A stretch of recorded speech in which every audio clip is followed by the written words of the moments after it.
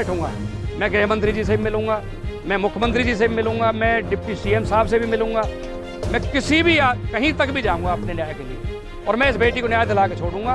और जो ये इन्होंने हरकत की है, इनको 100% इसकी सजा भुगतनी पड़ेगी, कानूनन सजा तो इनको झेलनी पड़ेगी। ससुराल में बेटी के साथ हुए अन्याय से आहत पलवल के जेजेपी नेता अपनी बेटी को न्याय दिलाने के लिए अब किसी भी हालत में चुप बैठने वाले नहीं हैं। जेजेपी के प्रदेश सचिव नेता ने पुलिस अधिकारियों पर उसकी बेटी के दहेज उत्पीड़न और दुष्कर्म मामले में मोटी घूस खाने के बड़े आरोप लगाए हैं। पुलिस थाना प्रभारी और डीएसपी पर सीधे सीधे आरोप लगाते हुए उन्होंने कहा कि आरोपी पक्ष से कम दोनों ने 50 लाख घूस लेकर बलात्कार और यौन शोषण के मामले को रफा दफा करने की साजिश रची थी। भाई साहब, ऐसा है, बेटी के साथ जो घटनाएं घटी हैं वो तो FIR आपने देखी यही।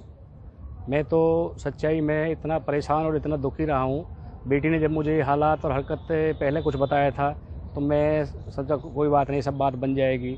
बहुत समस्या होती है बेटी वाले को, वो बहुत नीचा झुक के चलने वाला होता है। बेटी का समय ही ऐसा है। वैसे तो बेटी बचाओ पढ़ाओ का बहुत बड़ा अभियान है, लेकिन मैं नहीं कहता, ये शायद आज भी 10% लोगों को इस बारे में है कि जो बेटी पर कितना पैसा आपने शादी में सर, मैं जितनी मेरी हैसियत से उससे मैं इतना ज़्यादा पैसा लगाता हूँ कि आप सोचोगे नहीं। मैं एक किसान का बेटा हूँ। मैंने टॉप मॉडल इनोवा गाड़ी 21 लाख रुपए कैश तो ये दिए। ये तो आप सीधे लगा लो कितने की गाड़ी कितने का हो। मैं 75 लाख प्लस बेटी की शादी में मैंने पैसा लगाया, और ये तो मैं अपने आप में ये समझ रहा था कि नहीं, मेरा ये होता कम से कम 1 करोड़ लगा था, लेकिन 75 लाख के करीब मैंने पैसा लगाया। और मैंने बेटियों के नाम पे प्रॉपर्टी है मेरे पास, तो मुझे बेटा बेटी में बिल्कुल फ़र्क नहीं समझता।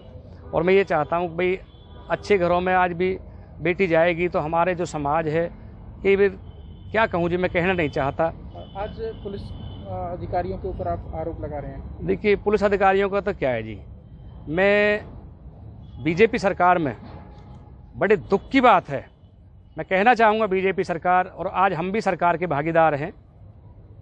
मैं स्टेट का सेक्रेटरी हूँ जेजेपी का। खट्टर साहब हरियाणा के मुख्यमंत्री हैं। खट्टर साहब तो ईमानदार है, लेकिन खट्टर सरकार के जो कर्मचारी और अधिकारी हैं उनसे बड़ा बेईमाना मैंने अपने जीवन में नहीं देखा। जेजेपी नेता ने प्रदेश के तमाम अधिकारियों को भी भ्रष्टाचार में डूबा हुआ बताया। उन्होंने बेटी के साथ ससुराल में बदसलूकी के बारे में बताते हुए कहा कि 2014 में उनकी बेटी की शादी उत्तर प्रदेश के रहने वाले दिनेश कुमार से हुई थी। हैसियत से बढ़कर उन्होंने ससुराल वालों को दहेज दिया, लेकिन बावजूद इसके उनकी बेटी को दहेज के लिए शादी के बाद से ही तंग किया जाने लगा, यहाँ तक कि बेटी के साथ दुष्कर्म हुआ।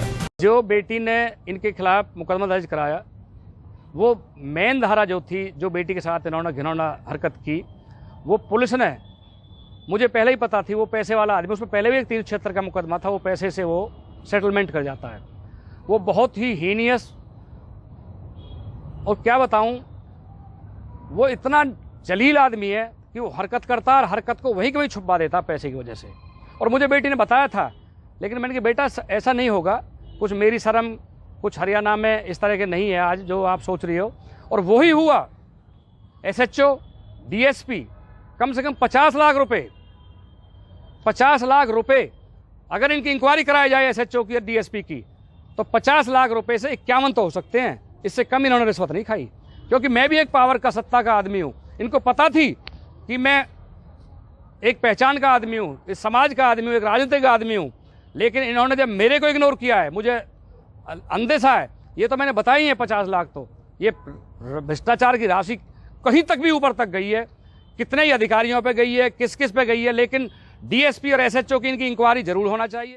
वहीं सिटी थाना प्रभारी इंस्पेक्टर अनूप सिंह ने जब पीड़िता और उसके पिता द्वारा लगाए गए आरोपों के बारे में पूछा गया तो SHO ने सभी आरोपों को निराधार और झूठा बताया। चलिए आपको सुनाते हैं क्या कहा अनूप सिंह ने। ऐसा कोई नहीं, सब निराधार आरोप है। FSL की रिपोर्ट के आधार पे, तफ्तीश के आधार पे धारा 376 तरक हुई है, उन पे ये विरोध कर रहे हैं। जब वहाँ से रिपोर्ट आने पे ये धारा तरक की गई है और तफ्तीश जारी है। हाँ, 376 है, वैसे बता तो दिया है। 376 तो है, 377 हटा दी गई है, रिपोर्ट पर हटा दी गई है। उनकी नाराजगी किस बात पे है? उनकी नाराजगी 377 में आरोपी गिरफ्तार हूँ। 376 में कौन कौन आरोपी हैं? वो तफ्तीश चल रही है, तो उसमें जो है स्पष्ट कर दी जाएगी। हाँ, किसी को अरेस्ट किया इनमें से? अरेस्ट नहीं हुआ अभी तक। अभी कोई अरेस्ट नहीं है।